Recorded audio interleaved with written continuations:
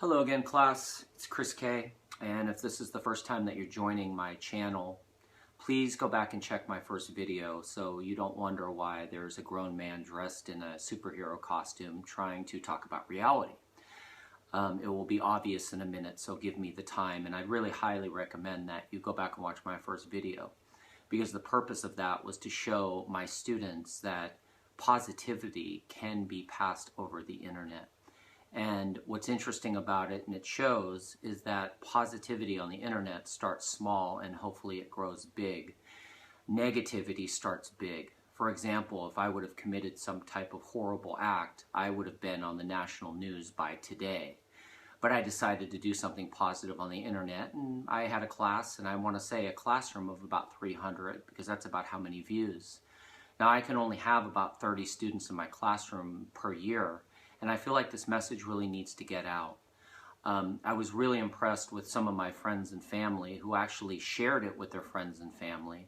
And I think that's a real grassroots effort of building positivity in the world, which I think we all could agree we could use a little bit more of. So the purpose of this channel from now on is going to be to give you my perspective. I'm giving you my perspective from my experience as both a child and an educator. And also give you the opportunity to ask me questions, give comments, and also ask about future topics, because I've been talking about this for 17 years, and it's my passion. And I wish I could do it all day long. But this is my opportunity to indulge myself, at the same time shedding positivity. And if you saw my first post, that's exactly what I'm saying. Know who you are and do what you like and make good with it. And I feel like that's what I'm doing, so thank you. I want to talk to you today about superheroes, and about the concept of superheroes as a 10-year-old from my experience, and then to give some recommendations in the future of how to raise a superhero. The first thing is that superheroes are a necessity for children. They are absolutely important in a child's life, because they need to know that the good always wins, and that the good will always stand up for the people who are good, and they will defeat the villain. Same thing with fairy tales. The dragon needs to be slayed, and that's why fairy tales are so popular. The problem with that, though, is as you get older, you realize that superheroes are not as realistic as you'd like them to be. As entertaining as they are, the concept of a superhero gets a little faded as you get older. Let me give you an example. When I was about your age, I was a little bit younger, but I moved from Connecticut to California. And I was the oldest brother and the leader of the family in terms of that.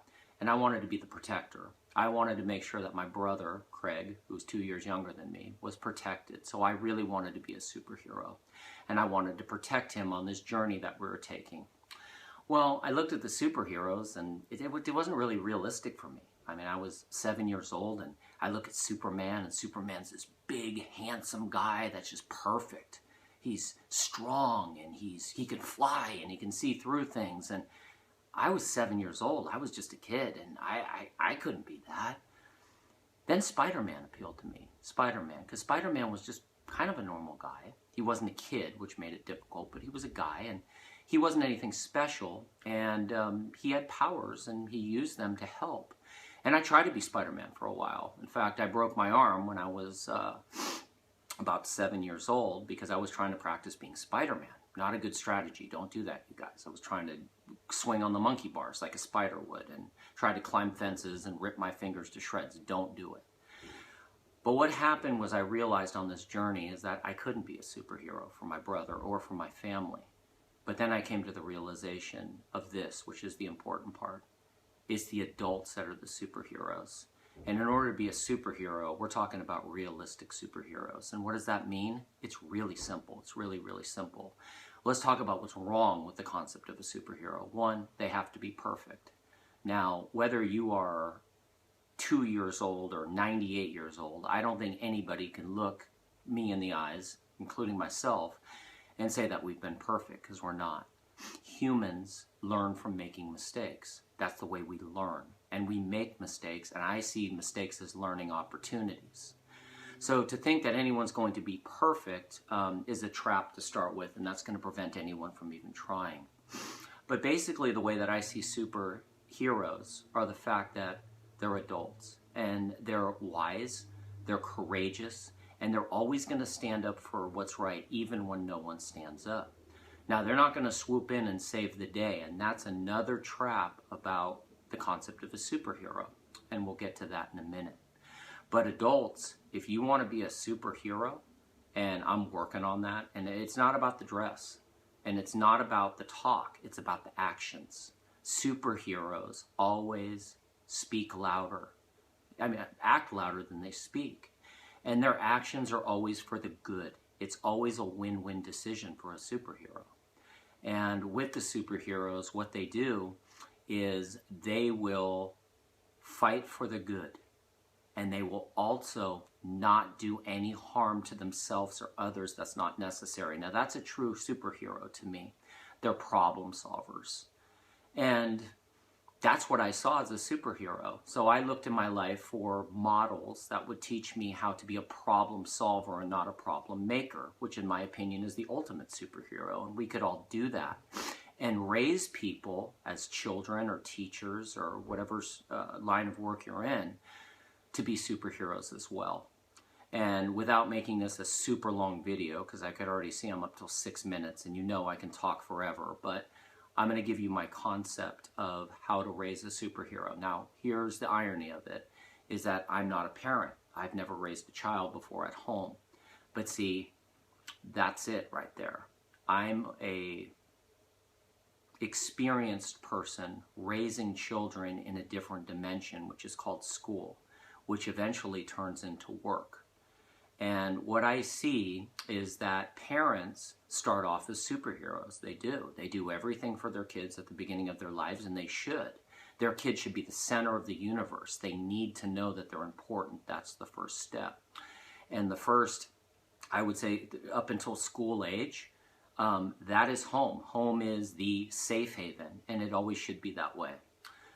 Now, in terms of raising a superhero, when they make the transition to school, there's a gradual release of responsibility as they get to school. Because when they get to school, the parents aren't there to come in and save the day. Now, they can do that, but that's not always the best choice. What the child needs to learn, but with the teacher and the parent as a team, is that it's really, really important for the child to accept the responsibilities that they're acceptable at their age. It would be appropriate maturity for their age. And that depends on the grade level. So students need to come to school and they need to take responsibility for their actions. That's the training first for a superhero. That's rule number one. You make good choices as a superhero. And they have to learn from their mistakes. It's really important. Like I said before, superheroes are not perfect, so you have to learn from your mistakes.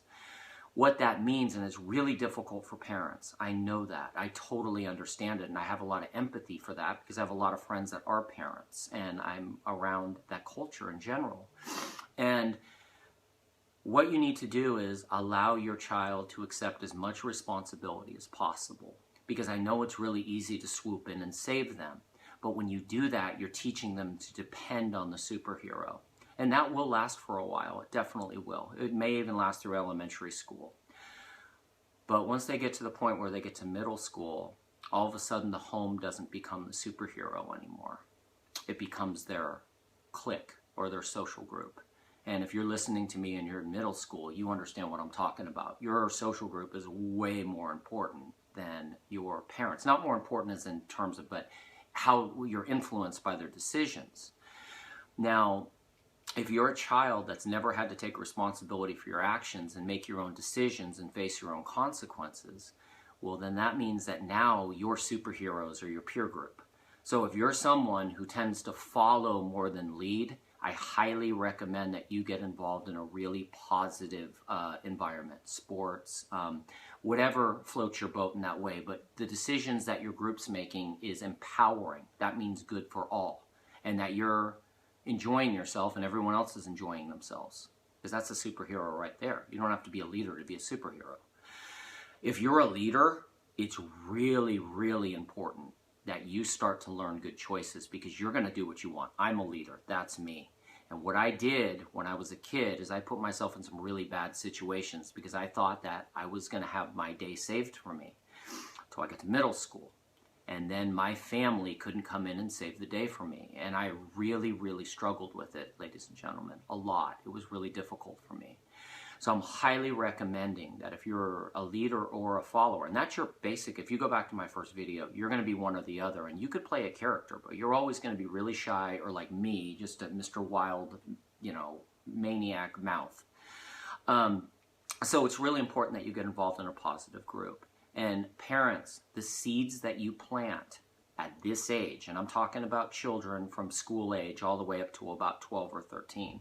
After 12 or 13, those seeds that have been planted and those lessons that they've learned, they're going to bloom in their social group. And if kids are telling them to do the wrong thing, if they believe in themselves and they believe in what they've been taught, they're going to say, no, thank you. They're going to say, no, thank you. I don't want to do that. And they're going to find another group. They're going to be adaptable to their group. If you get caught in a clique because you're playing a character and they'll only accept you for your character, now you're stuck in that group.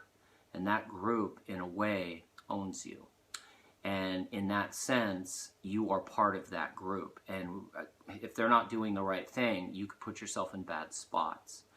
So to wrap this up, because I'm getting to the point where it's about 11 minutes here, and I told the kids I was going to keep it to like 3 minutes, but that's just the way I am. I can't change that, and I don't want to, actually, because I think that the adults will benefit from this. So kids, if you want to turn it off and go out and play, go get some fresh air, okay? That's good for you. But if the adults want to stick around, just let me finish up my thoughts here. It's really important, and I've seen kids. One of the advantages for me as a teacher is that I've tracked students because I care about them and they still keep in touch with me. And I hope this is a forum where I can continue to impart and connect with students of past, present, and future. But it's really important that they learn to take responsibility for themselves and that they learn to stand up for the good of everyone. And they continue to spread positivity, because I believe that's what superheroes do. They spread positive. And when things go low, and I know I'm stealing this line, they go high. And it means that when life is like a roller coaster, everyone's really, really happy. Well, most people are. There's a certain time in life where even the going up is hard. And that's, we don't want to, I don't have time to talk about that. Maybe another video if you guys request it, right? But this is fine. You're going to a birthday party and everything's all fun and games. And then something happens, whether to you or your family or this and that. This is the important part. And the way I see it is, if you can find positivity in this and you can find strategies to bound up, it's going to give you the power. Because if you look at power in science, the power comes actually from the rebound, all right?